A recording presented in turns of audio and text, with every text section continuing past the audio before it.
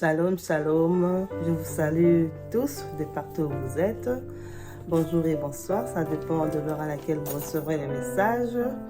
Que le Seigneur vous bénisse, que le Seigneur vous fasse du bien, que le Seigneur vous comble, que sa paix et sa joie soient votre partage. Oui, nous allons partager la parole de Dieu et nous bénissons encore une fois le nom de notre Créateur, le nom de notre Dieu qui permet encore à ce que nous puissions partager sa parole, parce que en écoutant sa parole, en partageant sa parole, notre foi grandit.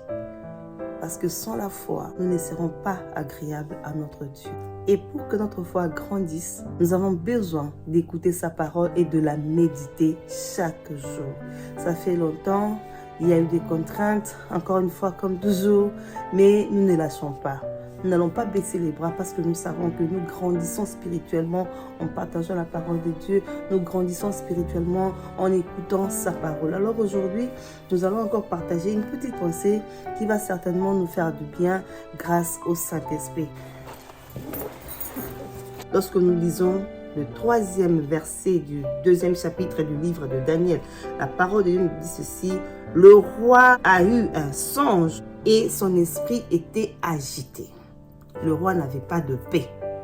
Alors le roi a fait venir les sages de Babylone qui pouvaient lui apporter satisfaction parce qu'il était agité, il n'avait pas de paix. Mais personne n'était en mesure de donner de l'explication au roi par rapport à ce songe. Et Daniel avait appris la chose, selon ce que la Bible nous dit dans le 16e verset du 2e chapitre du livre de Daniel. La Bible nous dit ceci: que Daniel avait appris que le roi avait fait un songe qui lui avait volé sa paix. Le songe a mis le roi dans un état de détresse. Et Daniel avait appris la chose. Il alla vers le roi. Daniel avait supplié le roi. Daniel avait demandé du temps au roi pour qu'il puisse revenir vers lui et lui apporter satisfaction, lui apporter l'explication qu'il attendait. Le roi était d'accord. Le roi avait donné du temps à Daniel comme il avait demandé.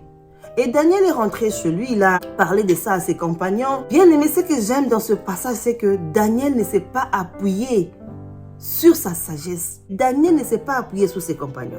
Mais Daniel s'est appuyé sur le Dieu des cieux, selon ce que la Bible nous dit. Daniel s'est appuyé sur Dieu. Daniel a demandé à ce que Dieu puisse lui venir en aide. C'est ce que nous devons faire lorsque nous nous retrouvons face à des situations compliquées, des choses qu'on ne maîtrise pas. N'oublions pas que nous avons un Dieu qui maîtrise tout. N'oublions pas que nous avons un Dieu qui voit tout. Lui à qui rien n'échappe. Notre Dieu maîtrise toutes choses. Daniel s'est confié en Dieu. Et Dieu n'a pas seulement révélé à Daniel le songe. Dieu a donné à Daniel cette sagesse d'aller apporter satisfaction au roi par rapport à ce songe. Alors que tous les sages furent convoqués, alors que tous les sages étaient là, en face du roi, personne n'était en mesure d'apporter satisfaction au roi. Les sages d'ailleurs ont demandé au roi de leur dire c'était quoi le songe.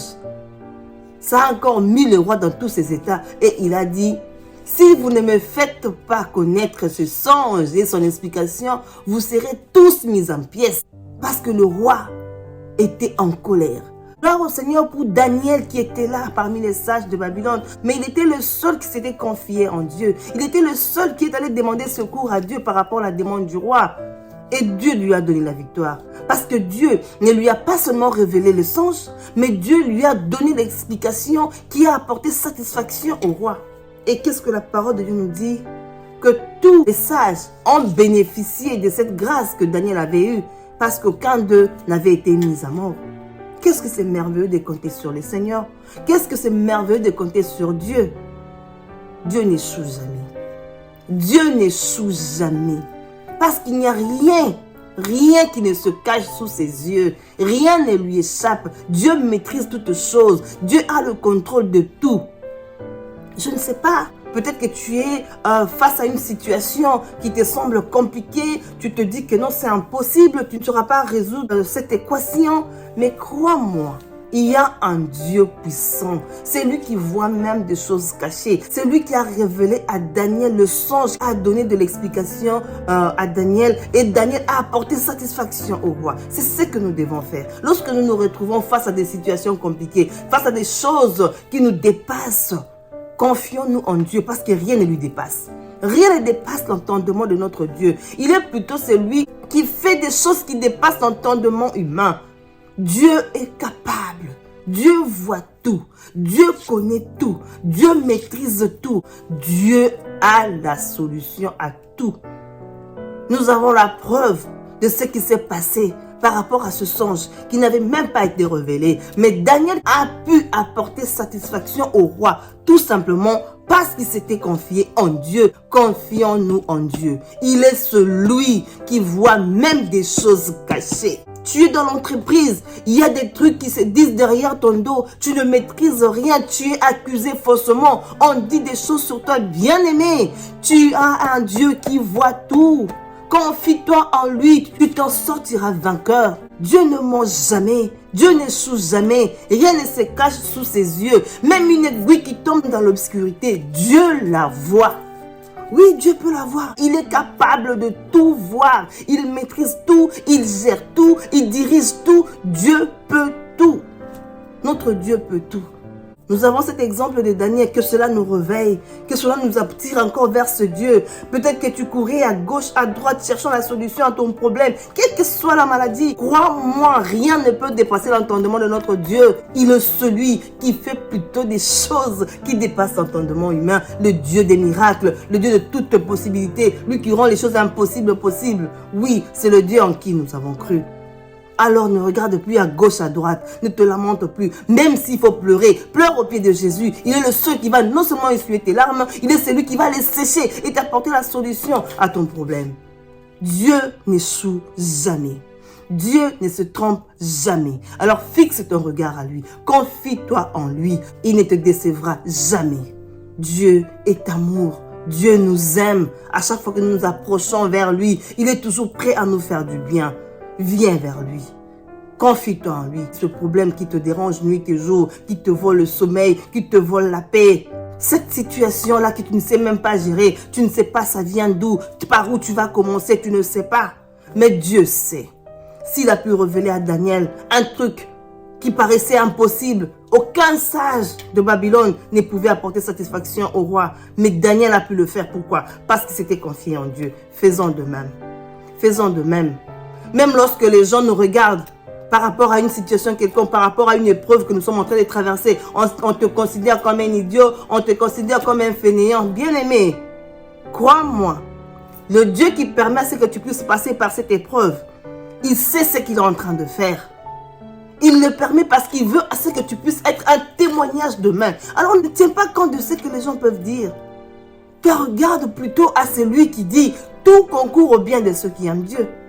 Cela ne veut pas dire que ça sera toujours des trucs qui vont nous faire du bien, qui vont nous faire rire. Même les choses qui peuvent nous faire pleurer. Oui, parfois Dieu permet cela. C'est pour sa gloire. Alors tenons bon. Tenons bon, disons-nous tout simplement que nous avons un Dieu qui maîtrise toutes choses. Rien n'échappe à son contrôle. Quelle que soit la situation dans laquelle tu te retrouves maintenant, dis-toi seulement que notre Dieu maîtrise toutes choses. Le Dieu en qui nous avons cru, c'est un Dieu qui maîtrise toutes choses. Rien n'échappe à son contrôle. Rien alors. C'est un Dieu puissant. C'est un Dieu d'amour. Un Dieu capable. Le Dieu qui peut tout. Le Dieu qui peut tout. Rien ne lui est impossible. Amen, amen. Que le Seigneur nous bénisse encore une fois. Que le Seigneur nous fasse du bien. Lorsque nous préparons des choses, on prépare autre chose. Et lorsque nous sommes en train de partager, il y a des choses qui coulent. Nous bénissons encore une fois le Seigneur pour cela. J'ai personnellement été touché. Le Saint-Esprit est là. Il nous fait du bien. Il nous soutient. Il nous enseigne. Il nous oriente. Que le nom de notre Créateur soit glorifié. Amen. Je viens encore une fois lancer le message à toi, ma soeur, qui te rebelle encore. À toi, mon frère, qui te rebelle encore. Viens au Seigneur. Tout ce qui brille n'est pas forcément de l'or. Ce qui veut dire tout simplement que tout ce que tu suis dans le monde ne t'apportera jamais satisfaction. Il n'y a que Dieu qui peut te faire du bien.